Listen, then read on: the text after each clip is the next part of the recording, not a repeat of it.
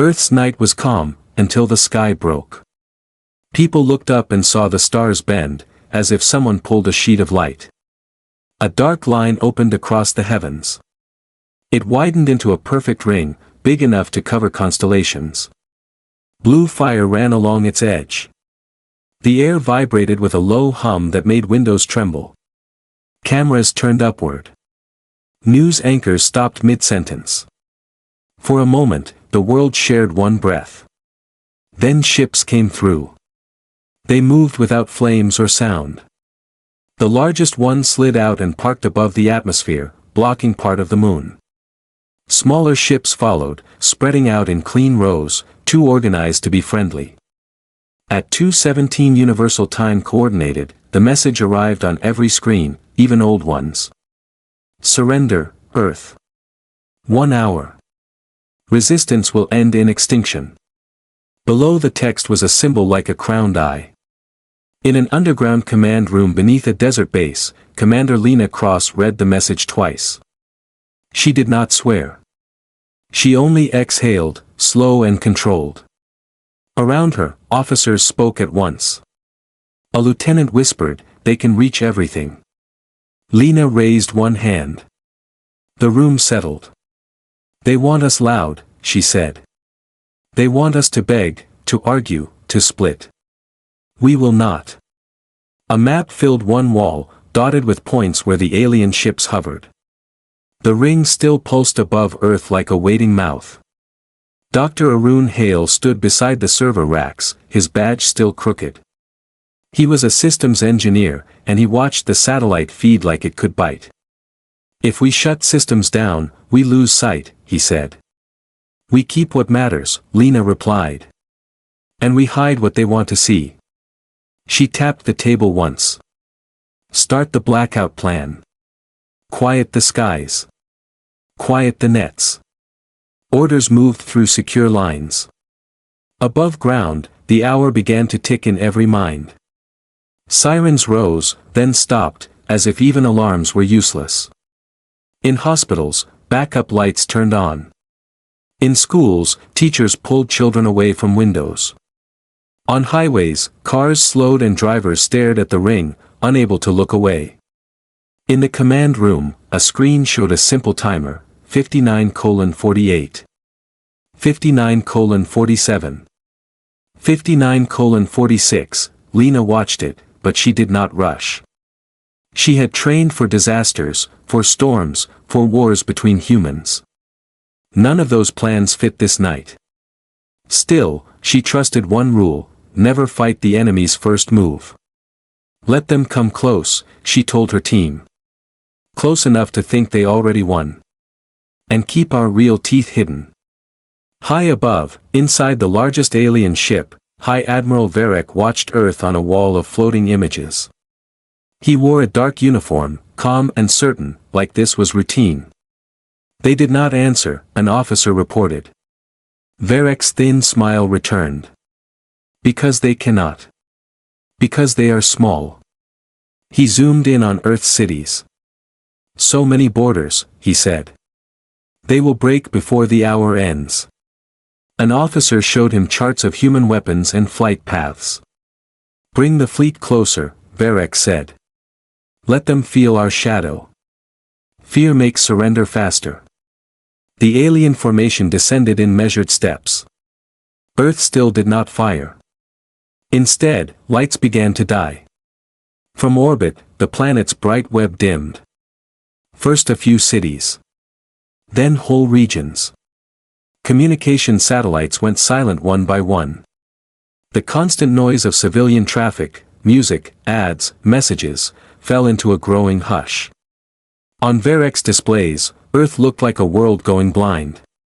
Veric leaned in, pleased. "They are cutting their own eyes," he said. Helpless. In the desert base, Lena watched the same darkness spread across the map, and she nodded once. "Phase 1 is complete," she said. Dr. Hale swallowed. "If they strike now." "They will," Lena said. "And when they do, they will be close enough."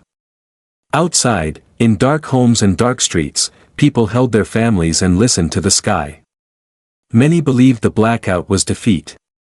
But deep under oceans, under mountains, and under ice, hidden systems woke up. Old antennas turned. Silent doors unlocked.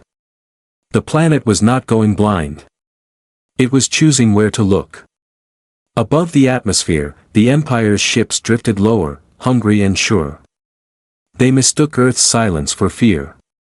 It was patience. The blackout did not feel like strategy to the people above ground. It felt like the end. In many cities, the streets turned into long, dark rivers. Only a few emergency lights stayed on. Radios worked in short bursts, then cut out again. Families gathered close, listening to the distant hum in the sky. But under the surface, Earth was not quiet. It was busy. Deep inside the desert base, Commander Lena Cross walked past rows of sleeping screens. One by one, they came alive with clean, simple maps. Not the public networks. Not the normal military channels. These were older, harder lines, wired links, buried relays, and short-range signals that did not touch space at all. Dr. Arun Hale stood near a small console that looked too plain to be important. He typed a command, then checked a tiny green light. "It's working," he said, voice tight. "The silent net is stable." Lena nodded. "Good. Keep the noise away from it." Arun wiped sweat from his forehead. "People will think we gave up." "They can think that," Lena said. "The Empire must think it too." A young officer stepped forward. "Commander, why show weakness? Why not send our best ships now?" Lena did not raise her voice. She did not need to. "Because the Empire is watching," she said. "If we show our real hand too early, they will stay high and safe. They will strike from far away." She pointed at the main display, where the alien fleet moved in slow, perfect lines. "We need them close. Close enough to feel sure." Arun glanced at the fleet icons. "And close enough to enter the range." Lena looked at him for a second, then back to the screen. "Exactly." Far above, inside the Empire's flagship, High Admiral Veric walked between holograms of Earth. The planet looked dim now, like a candle running out. His officers watched the same change with smiles and calm faces. "Human satellites are dropping," one officer said. "Their long-range radar is fading." Veric folded his hands behind his back. "They know we can see them," he said. "They are trying to hide." "Should we strike now?" another officer asked. "A full shock attack, to break their will." Veric shook his head. "No. Let them struggle. Let them fear. Fear makes people simple." He stopped at a hologram of Earth's oceans. "Send scout drones lower. I want a close picture of their defense." "Yes, Admiral." Small drones broke from the fleet and slid toward the atmosphere like silver insects. Back on Earth, a warning beep sounded in Lena's room. A track line appeared, alien scouts entering low orbit. Arun's fingers froze above the keys. "They're sending eyes." "Let them look," Lena said. A lieutenant frowned. "They will see our hidden sights." "They will see what we allow," Lena replied. She gave a short order. "Launch the decoy group." Minutes later, several old Earth ships rose from a coastal base. They were clean and strong, but not the best. Their engines were bright, easy to spot, and their flight path was clear. To the alien scouts, it looked like Earth's last hope climbing into the sky. Veric's face lit with amusement as the scouts sent the feedback. "That's it," he said. "Metal boxes with fire tails." One officer laughed. "They are proud of toys." Veric watched the ships and made a slow gesture with his hand. "Do not destroy them yet," he said. "Let them fly. Let them think they are brave." Then his smile thinned. "Bring the main fleet lower. I want them to see our shadow. The Empire's ships descended again. On Earth, Barun watched the altitude numbers drop. They're coming down faster. Lena's eyes stayed steady. Good. Then the coast alarms rang. A new icon flashed red. An alien ship, smaller than the flagship, but still huge, fired a single warning shot into the sea. There was no explosion like a bomb. It was worse. A blue-white line hit the water, and the ocean jumped. A wall of water rose and raced toward the shore. Ports tore apart. Boats flipped like toys. Cameras caught it all, even through the blackout, through battery phones and shaky hands. In the desert base, Lena saw the live image for 2 seconds before it cut. The room went silent. A captain spoke first. They did that with one shot. Arun's voice was low. That was not even a real attack. Lena stared at the dead screen.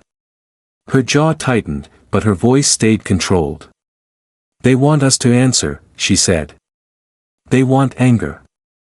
They want panic. She looked around the room, meeting eyes one by one. Do not give it to them. A second officer asked, what about the cities? The people? They are not alone, Lena said. Not tonight. She stepped to Arun's console. Are the deep systems awake? Arun nodded. Ocean platforms are online. Underground rail launchers are ready. The lunar arrays are quiet but locked. Lena finally allowed herself a small breath. Then we wait. Up in space, Veric watched Earth's reaction. He saw the fear in the moving crowds, the dark streets, the smoke at the coast. Still, Earth did not send a surrender call. Strange, he said. They bleed, yet they do not beg. Perhaps they cannot coordinate, an officer offered. Veric nodded as if that explained everything. Yes. They are broken into pieces. Like all primitive worlds. He turned to the navigation officer. Bring us closer. I want the fleet in full control range. In Lena's room, Arun leaned toward her and whispered, they're entering it. The range. Lena looked at the timer that was still counting down from the Empire's 1-hour threat. Then she looked at a second timer, dark and waiting. She reached out and pressed one button. The second timer lit up. 14 minutes. Lena's voice was calm, but it cut through the room like steel. Start the timer. The second timer began to run. 14 minutes. In the underground command room, the air felt heavier, like the whole base was holding its breath. Commander Lena Cross did not look at the alien threat timer anymore. She only watched the human one. Dr. Arun Hale stood close to his console. His hands were steady, but his eyes were not. Once we start, he said, we cannot stop. Lena nodded. Then we do not stop.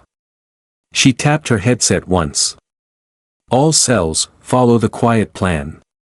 No talking. No hero moves. Just the steps. Across the planet, hidden teams answered with short clicks, not words. The world above was dark and scared. But under the oceans, under mountains, inside old tunnels, Earth moved like one machine. 13 minutes and 40 seconds. Arun pressed 2 keys. In space, it began as a whisper. A strange fog of sound spread outward from Earth. It was not a single signal. It was thousands, layered together, old radio waves, new codes, fake GPS, false radar pulses, and simple noise. It rose like a storm, not loud to human ears, but loud to machines. High Admiral Veric saw it first on his screen. His sensor map shimmered, then jumped. A clean image of Earth turned into a messy blur. Report, he snapped. An officer stared at the data, confused. We are receiving too much. The spectrum is flooded. Veric narrowed his eyes. Then filter it. We are filtering, Admiral. It keeps changing. 12 minutes and 50 seconds. Veric scout sent back video, but the video broke into blocks. Earth's decoy ships multiplied on screen, then vanished, then multiplied again. Some looked like real targets. Some looked like ghost ships. Even the stars behind them seemed to shift. Veric's calm began to crack. "It's a trick," he said. "Find the real ships." He turned to another officer. "Lock on their command centers. Find their leaders." The officer tried. The system returned 100 leaders, then 1,000. Earth was not only hiding. Earth was lying. 12 minutes and 10 seconds. In the desert base, Lena watched a simple green line on her screen, signal storm active. Arun spoke softly. "They will be blind for minutes, maybe seconds. We must use it fast." Lena's voice stayed flat. "Then we use it now." She lifted her hand. Step 2. Far out at sea, deep under the waves, long sleeping platforms woke up. Their doors opened like slow metal mouths. They did not rise. They did not glow. They only released small shapes into the water, dark drones that moved with quiet engines. 11 minutes and 20 seconds. In space, those drones surfaced, jumped free of the ocean, and climbed. They looked like tiny birds compared to the alien ships. They carried no bright flames. They did not need to. They spread out in a wide net. Veric's sensor fog made them hard to see. But one officer noticed a pattern. "Admiral," the officer said, "there is movement from the oceans." Veric waved him off. "Ignore small threats. Focus on their cities." That mistake lasted less than 1 minute. 10 minutes and 40 seconds. The drones reached the outer line of the alien fleet. They did not hit the biggest ships first. They hit the link ships, the ones that carried fleet orders, the ones that held the Empire together. One drone latched onto a smooth alien hull. It drilled a thin hole and pushed a small spike inside. A second later, the link ship's lights flickered. Then it went silent. On Veric's main screen, several ships turned from blue to gray. "Why are they dropping?" Veric demanded. No one answered fast enough. Because in the fog of noise, the Empire could not hear itself. 9 minutes and 50 seconds. The alien fleet began to drift apart. Some ships tried to move up. Others moved down. A few spun slowly, like they had lost balance. Orders were being sent, but not received. Veric's jaw tightened. "Switch to direct beams," he said. "Send runners if you must."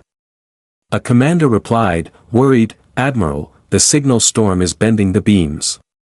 Even our short links are unstable." For the first time, Veric did not look like a man in control. He looked like a man trapped inside a burning room, trying to find a door. 8 minutes and 30 seconds. In the desert base, Lena leaned closer to the map. "Step 3, she said. Somewhere in the far north, under thick rock, a rail launcher slid open. It was not a missile tube. It was an old idea made new, a track that could throw metal faster than sound. A computer counted distance and angle. Then it fired. No flame. No warning. Just speed. A long metal rod shot into the sky, too fast to see. It climbed past clouds, past thin air, into the dark. A second launcher fired. Then a third. On Veric's ship, an officer shouted, "Impact alerts." Veric spun. From where? From what weapon? The officer's face was pale. "We do not know. There is no heat trail." 7 minutes and 10 seconds.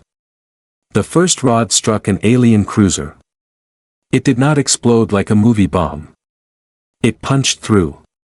The ship's side opened like paper. Air and fire burst out. The cruiser broke in half, slow at first, then faster as it spun. The message stayed on the alien flagship screen for only 3 seconds. That was enough. It was written in simple symbols the Empire's translation core could not ignore. Leave Earth space.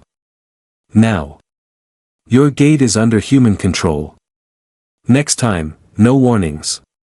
High Admiral Veric stared at it as if the letters were a weapon. Around him, officers stopped speaking. Even the ship's soft engine hum felt too loud. That is impossible, one of them said. Veric did not answer. He moved closer to the display and watched the live feed, broken cruisers, burning debris, and ships drifting without order. His fleet was not losing a battle. It was losing its shape. He forced his voice to stay firm. Open the gate. Full retreat. The navigation officer hesitated. Admiral, the ring is unstable. It is not responding to our normal control. Veric's eyes narrowed. Then override it. We tried, the officer said. The system rejects us. For the first time in his career, Veric understood what it meant to be inside someone else's trap. Back on Earth, Commander Lena Cross stood with her arms crossed, watching the same ring on a different screen. It pulsed unevenly now, like a tired heart. Dr. Arun Hale read the numbers and spoke quietly. They are trying to widen it, he said. They want a clean escape window. Lena nodded once. Give them a door, she said. A captain turned to her. Commander. Not a safe door, Lena said. A narrow door. One at a time. Arun looked up, surprised. You want them to leave slowly? I want them to leave, Lena said. But I also want them to remember. Arun understood. If the Empire escaped in full order, they would return with a bigger fleet. If they escaped broken, scared, and ashamed, the story would spread through their own worlds like fire. Lena leaned closer to the microphone again. Her voice remained calm, almost polite. Transmit again, she said. The second message went out through the same hidden line, short, clear, and cold. One ship at a time. We are watching. On Veric's bridge, the translation core caught it immediately. Officers looked at their admiral, waiting for rage. But rage would not fix a gate he did not control. Veric's mouth tightened. His pride screamed at him to fight. His survival screamed louder. One ship at a time, he ordered. Start with command staff transports. Then engines. Then med. A weapons officer protested, Admiral, our honor. Veric turned so fast the officer flinched. Our honor is ashes, Veric said. Do you want our lives to follow? The officer looked away. Outside the flagship, the once perfect formation became a messy line. A single damaged destroyer drifted toward the ring, its engines stuttering. It entered the glowing edge and vanished. The ring flashed, unstable, but it held. Veric watched and realized the truth. Earth was not just allowing the retreat. Earth was managing it. On the ground, people began to see small lights in the sky again. Not city lights, those remained mostly dark. These were falling sparks, pieces of alien metal burning up in the atmosphere. Some fragments landed in oceans. Some hit empty desert. None fell on the cities. That was not luck. That was control. In a shelter beneath an apartment building, a child asked, "Are they leaving?" An old woman answered, "I think, yes." But nobody cheered yet. Not because they were ungrateful. Because they could feel how close the world had come to ending. Back in the desert base, an officer approached Lena with a tablet. "Commander, we have civilian losses from the coast strike." Lena took the tablet and read the numbers. Her face did not change, but her eyes hardened. Arun watched her carefully. "Do we hit the flagship?" he asked, voice low. "We can. We have the window." The room went quiet. Everyone waited for her answer. Lena looked at the timer that had ended the fight in 14 minutes. Then she looked at the alien gate, still hanging in space like a wound. "No," she said. Some officers looked confused. One looked angry. Another looked relieved. Lena spoke in a firm, even tone. "If we kill them while they run, we teach them we are monsters. Monsters invite revenge. We are not here to be feared for cruelty." She paused. "They will fear us for capability." Arun nodded slowly. "So we let them go with the memory." "Yes," Lena said. "And with the message." Far above, the retreat continued. More ships passed through the ring. Some were damaged and spinning. Some lost parts as they crossed. Each time, the ring flickered, as if Earth was squeezing it tighter. Veric watched his fleet disappear piece by piece. He felt humiliation like heat behind his eyes. An officer whispered, "Admiral, what was that? How did they do it?" Veric's voice came out rough. "They waited," he said. "They studied. They built quietly while we laughed." He turned to the star map, where Earth sat like a dark stone. "They did not win by having a bigger empire," he continued. "They won by acting like one species." His second-in-command asked, "Do we return with reinforcements?" Veric held the question for a long moment. He could picture the Emperor's face, the anger, the punishments. He could also picture more ships turning into fire. "We return," Veric finally said, with a report. He looked at the ruined fleet list. And with a warning. The last ship to enter the ring was not a warship. It was a carrier full of wounded. It limped toward the glowing edge, slow and helpless. It stopped for 1 second, as if it could feel Earth's eyes on it. Then it passed through. The ring snapped smaller. In Lena's command room, Arun watched the energy levels drop. "They are almost gone," he said. "Close it," Lena replied. Arun hesitated. "If we close it fully, we lose the chance to track where it leads." Lena's eyes narrowed slightly. "Can we tag it?" Arun's fingers moved fast. "We can try a tracer on the edge frequency. A very small mark." "Do it," Lena said. He did.